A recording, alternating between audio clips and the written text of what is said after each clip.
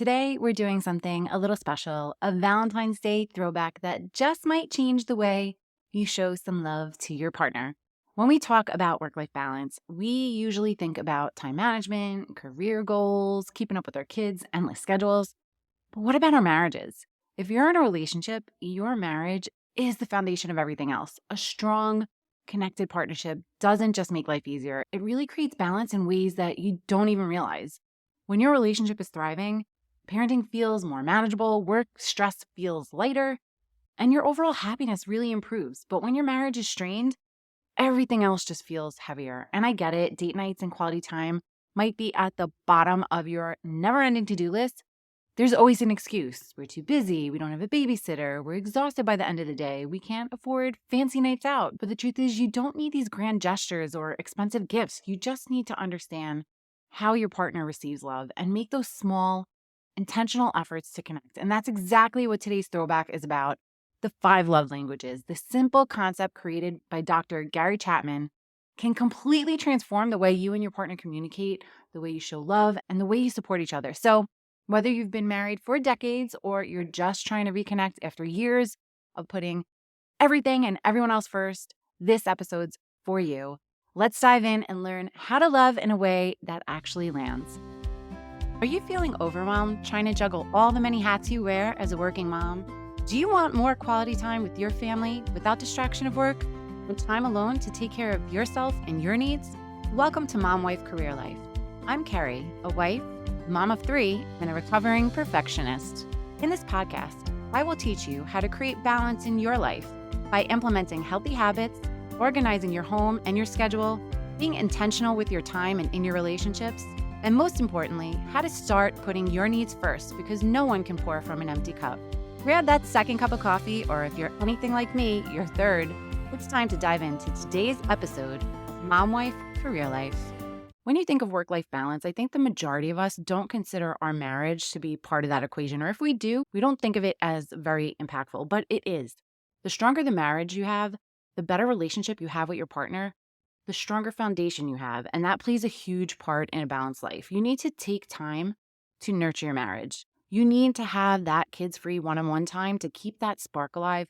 And I know if you're listening to the show, you are struggling with time management and trying to keep all those balls in the air. So the date nights and the self-care are probably pretty low on your priority list, but I promise you, you have the time in your schedule. And that is something I help you find in my coaching sessions. There will always be excuses for not prioritizing your marriage. We don't have time. My husband works crazy hours. Our kids sleep in our bed. We don't have a babysitter. We don't have money. And I'm here to tell you that all of that is just excuses. You do have the time. You don't need money to nurture your marriage. And all the other stuff is just stuff you have to work around if you're willing to do the work.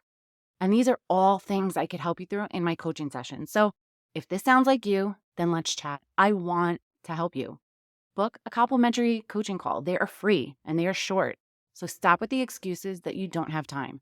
If you don't have time for a 5 to 10 minute phone call, then you need me more than you know.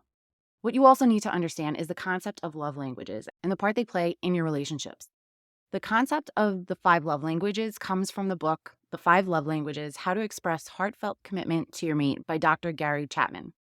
In the book, he breaks down the 5 ways that most people express and experience love. And those ways are either through words of affirmation, acts of service, receiving gifts, quality time, or physical touch. I'll go through each one of them in a minute, but it's really important to understand that not everyone expresses themselves in the same way. Not everyone shows love in the same way. And this is not just in marriage. This is in all aspects of your life, with your parents, with your children, with your friends. I highly recommend the book, and I highly recommend you have your partner read it too. It's not too late to grab a copy and give it to them as part of their Valentine's Day gift. A good way to sneak it into the convo.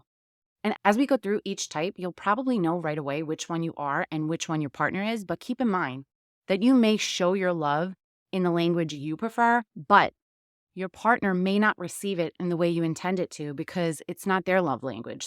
So it will not resonate as well with them. You can also have more than one love language, but one is usually more dominant than the other. So the first one is words of affirmation.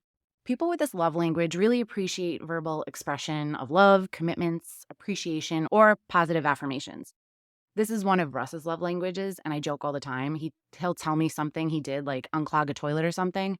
I can't think of a better example right now, but I give him a big pat on his back and tell him, "Good job, boo." And I call him boo, by the way. He'll probably hate me for saying that, but I'm pretty much an open book.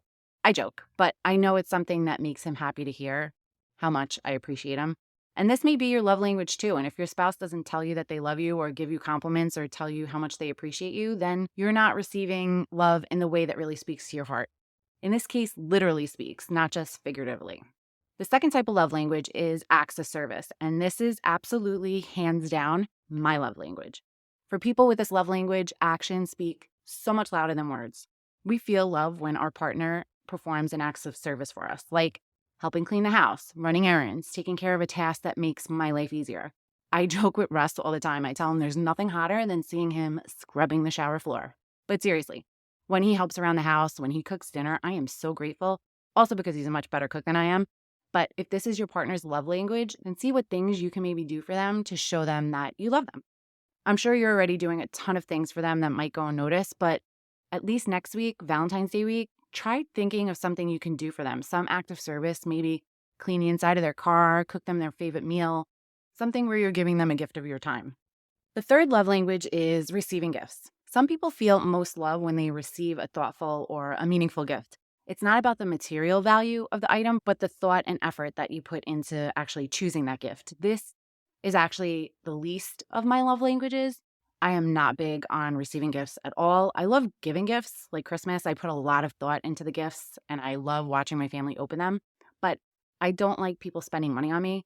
And I'm not the type of person that will just go out and buy someone a gift out of the blue because it's just not something that even crosses my mind. I would rather do something for a person that helps them than just spend money on them to spend money. And Russ knows this. I think we spent so long getting in a good financial place, paying off debt, student loans, saving for a house, that spending money on frivolous things that I don't really need actually get me more upset than make me happy. Like, he knows, do not go out and buy me jewelry. He rarely gets me flowers because the first question I'll ask him is, how much did you spend on that? It's funny because for Christmas, he framed two of my favorite Avett Brother concert posters, which I absolutely love both of them. But he said the real gift was the amount of money he saved on the frames. And he walked me through all the coupons and the discounts he looked for that he applied to get the frames, which he knows me so well. That really meant more to me than the actual gifts.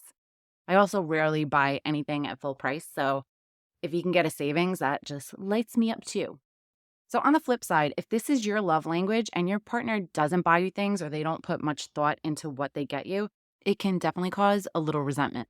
The fourth love language is quality time. If this is your love language, then you value undivided attention and really meaningful conversations. You want to spend quality time with your partner and have them present and free from distractions when you're together. I think we all have a little bit of this love language in us, but I also think cell phones have made it really difficult for anyone that has this as their primary love language because we're always constantly distracted. Regardless if this is your partner's love language or your love language, you really should be making a point to have that one-on-one time. We try to do a date night once a month where we go out of the house and do something just the two of us. And we try to do at least one vacation a year with just the two of us, which is the vacation we're going on next week. You don't have to spend money to have quality time either. You can go for a hike, a picnic, or even when the kids are settled for the night, you can make it a point to do something that is quality time and not just watch Netflix. The fifth and last love language is physical touch. And this doesn't just mean in the bedroom. If this is your love language, you love to cuddle, you love the unsolicited hugs, the impromptu kiss, the holding hands when you walk down the street, the intimate touches that let you know that your partner cares and is thinking about you. This can be hard for some people. Not everyone likes to be touched, and it can also be a cultural thing. If you or your partner didn't grow up in a house where people cuddled or hugged or showed affection in that way, then this might not be their thing. So those are the 5 love languages. And like I said earlier, people may have a combination of the different love languages, but there's usually one love language that resonates the most with them. And understanding and communicating in each other's love language can really lead to a deeper emotional connection and overall happiness in your relationships. So moms, I am giving you homework this week.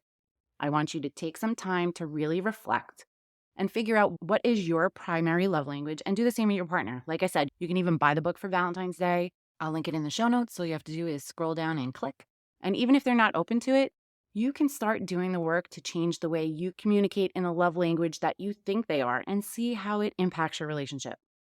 I would love to hear what you learned about yourself in this episode and what love language you are. So head on over to our Facebook group and tell me all about it. Sending you so much love and light until next time on Mom Wife Career Life with Carrie. Before you go, if you found this podcast helpful, I would be so grateful if you would take a minute, go on over to iTunes and leave me a review. If you have other stressed out mamas in your life that you feel this podcast could help, take a screenshot of this episode, post it on your Instagram stories and tag me, and let them know that they are not alone and they can create balance in their life too. If there's a topic you'd like me to cover or you just want to connect, DM me on Instagram at mom.wife.career.life or come on over and hang out in our free Facebook community, Work-Life Balance for Working Moms. Sending you so much love and light until next time on Mom Wife Career Life with Carrie Pat.